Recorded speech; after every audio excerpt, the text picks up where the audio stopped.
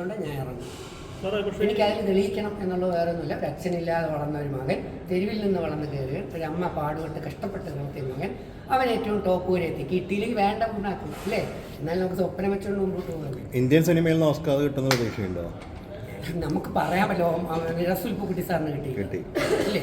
AR Rahman സാറിന് കിട്ടിയില്ലേ? ആക്ടിങ്ങിൽ പറയാൻ പറ്റില്ല. ആർക്ക് വേണോ കിട്ടാം. ഉറപ്പായിട്ട് കിട്ടാം. അത് യാതൊരു സംശയമില്ല. അതിനുള്ള സാധനങ്ങൾ എല്ലാം റെഡിയായി വരണം. സ്ക്രിപ്റ്റ് ആണ്. ഓരോരുത്തരും അവരവരുടെ സ്ക്രിപ്റ്റ് കൊണ്ടാണ് കയറുന്നത്. അത് കൈകൊണ്ട് എഴുതി പിടിപ്പിച്ച സ്ക്രിപ്റ്റ് അല്ല, സ്വന്തം ഉള്ളിലുള്ളൊരു സ്ക്രിപ്റ്റ് ഉണ്ട്. മനസ്സിലായി? ഞാൻ അങ്ങോട്ട് കയറി കഴിഞ്ഞാൽ ഇപ്പം ഞാൻ അങ്ങനെ ചെയ്യും ഇങ്ങനെ ചെയ്യും. പക്ഷെ അകത്ത് കയറി എൻ്റെ ആവി പുക അടിക്കുമ്പോൾ മനസ്സിലാവും ഒന്നും ചെയ്യില്ല, ഒന്നും ചെയ്യാൻ പറ്റില്ല. ചെയ്യണമെങ്കിൽ 2 ഘടകങ്ങൾ വേണം. അതാ ഇന്ന് കൈലാഷ് പറഞ്ഞു, 2 ഘടകങ്ങൾ വേണം. അത് നിങ്ങൾക്ക് രഹസ്യം പറയും. 1, ദൈവത്തിൻ്റെ അനുഗ്രഹം വേണം. എല്ലാവരും നാക്കിട്ടലിക്കും, പക്ഷെ നാവിൽ നിന്ന് വീണ് പോണ ചിലത് വികട സരസ്വതിയാണെങ്കിലുണ്ടല്ലോ തീർന്നു അല്ലേ? അപ്പം 2 സംഗതികളുണ്ട്. 1, ദൈവാനുഗ്രഹം വേണം, ഞങ്ങളെ കട്ട വിശ്വാസം. 2, നമുക്ക് ജീവിത അനുഭവങ്ങൾ വേണം, വിത്ത് തെളിവ് സഹിതം നേരത്തെ. ശരിയല്ലേ? ഞാൻ ഇവിടെ ഇരിക്കാം, മോ ഇവിടെ വന്നിട്ട് ഞാൻ പറഞ്ഞ കണക്കൊക്കെ ഒന്ന് സംസാരിക്കാം.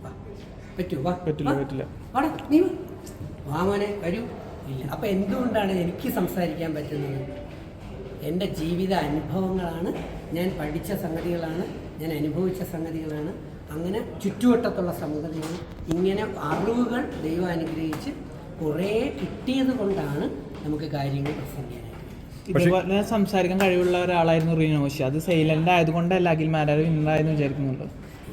അങ്ങനെ ഒരിക്കലും. ആ റിനോഷിനെ അഖിൽ മാരാറേയും തമ്മിൽ നോക്കുമ്പോഴത്തേക്ക് അഖിൽ മാരാർ തന്നെയാണ് വിടുന്നത്. ഞാൻ മാർക്കട്ടെ, ഞാൻ ജഡ്ജൊക്കെയാണ്, എത്ര കലാപരിപാടിക്ക് ജഡ്ജ്, ഇപ്പോൾ ഓഡിഷന് ജഡ്ജായിട്ട് പോകുന്നില്ല. രണ്ട് നോക്കുമ്പോഴത്തേക്ക് അഖിൽ മാരാർ തന്നെയാണ്, അതിന് സംശയമൊന്നുമില്ല. എന്നാൽ റിനോഷ് വേറൊരു ക്യാരക്ടർ, ആ ക്യാരക്ടർ മാറ്റണമെങ്കിൽ ആര് തന്നെ വിചാരിക്കണം? റിനോഷ് തന്നെ വിചാരിക്കുന്നത്. അല്ല, വെറുതെ നമ്മൾ പറഞ്ഞിട്ട് കഥ. നമ്മൾ നീതിപൂർവ്വം പറയും. നമ്മൾ എന്ത് പറയുമ്പോഴും എന്ത് ചെയ്യുമ്പോഴും നീതിപൂർവ്വം അല്ലേ?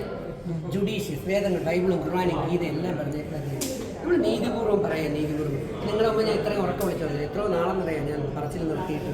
നിങ്ങൾ എൻ്റെ ഒരു വീഡിയോ കണ്ടിട്ടുണ്ടാവുന്നത്.